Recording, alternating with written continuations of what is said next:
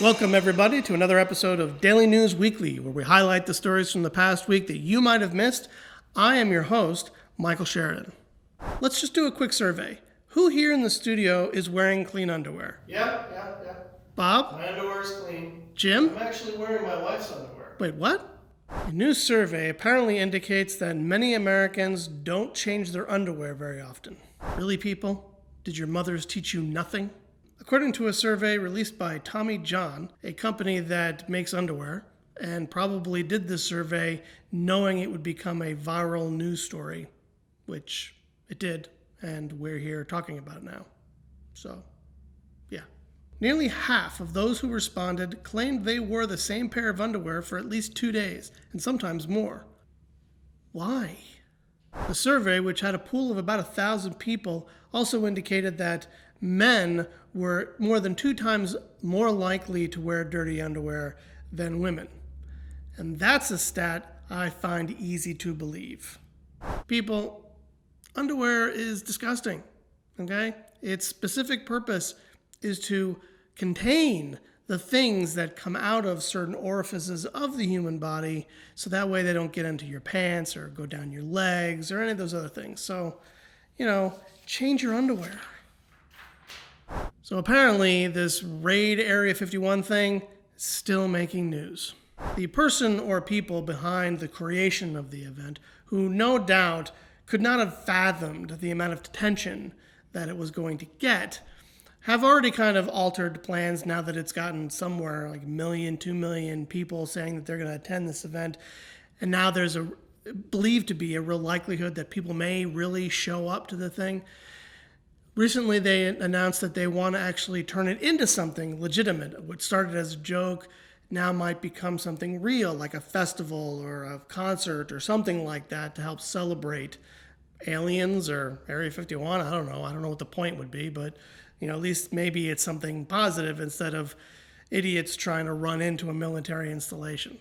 But in addition to that, Lincoln County officials, and that's the area in which the town of Rachel, Nevada resides, which is the small little neighborhood, or whatever you want to call it, that's near where you go into Area 51.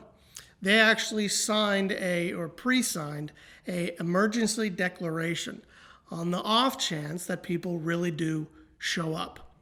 They note that this doesn't mean anything. If people don't show up, then it doesn't mean anything.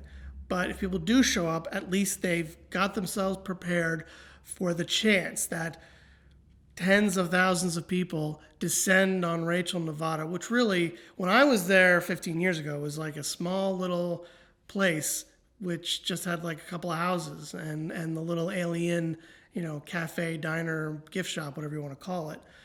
I don't know if it's gotten any bigger since then. But, it's a really kind of small community that undoubtedly could not really handle having that many people show up all of a sudden. So I kind of feel like the emergency declaration makes a little sense. But the officials there very much couched the declaration that this is only if people show up. And it's still an open-ended question if people really will. So much attention has been given to this. I'm willing to bet thousands of people, if not hundreds of people, are likely to show up. At the same time, it could end up being no one will show up, which I actually find a lot more entertaining. But I'll tell you the real story. The real story is our effort to storm Bigfoot.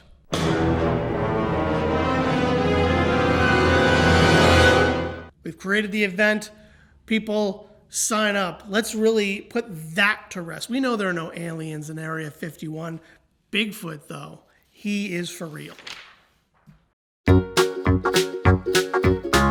Just a few quick comments this week. Last episode, we talked about a British man who was suffering from erectile dysfunction that essentially meant his London Tower wouldn't go down.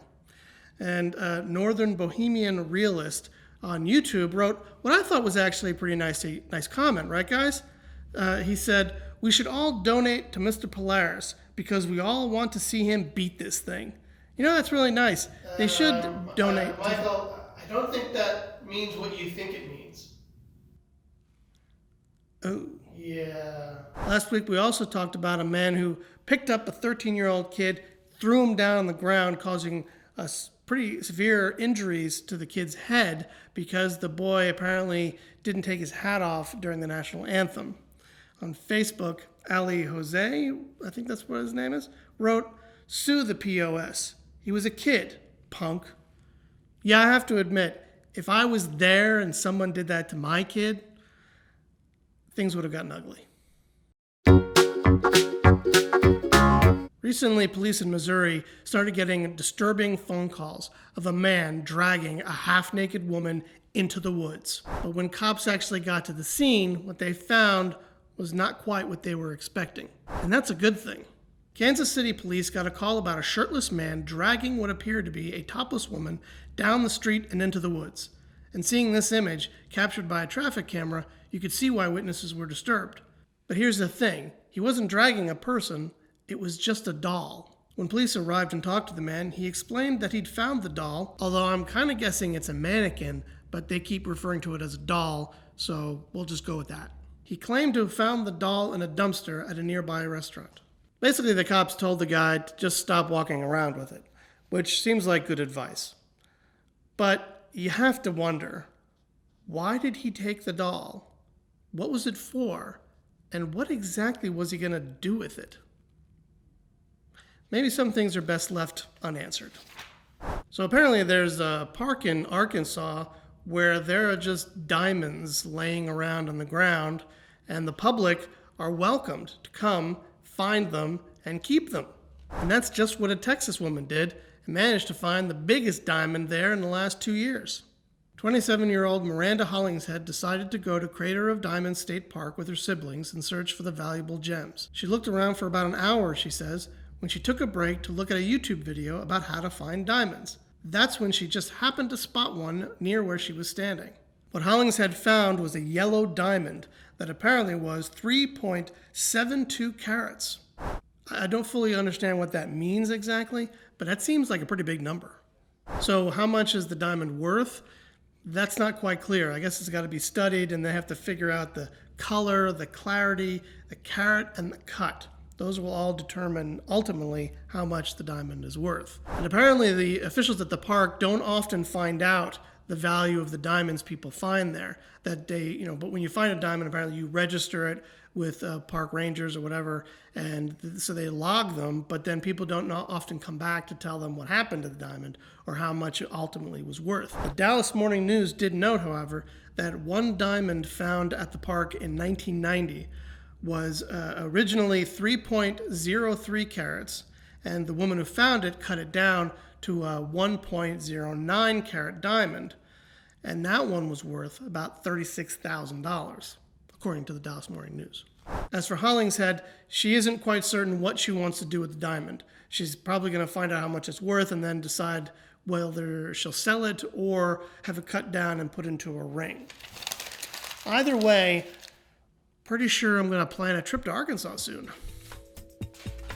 And that's all we have for you this week. Thank you for watching, everybody. If you liked the episode, please hit the like button down below.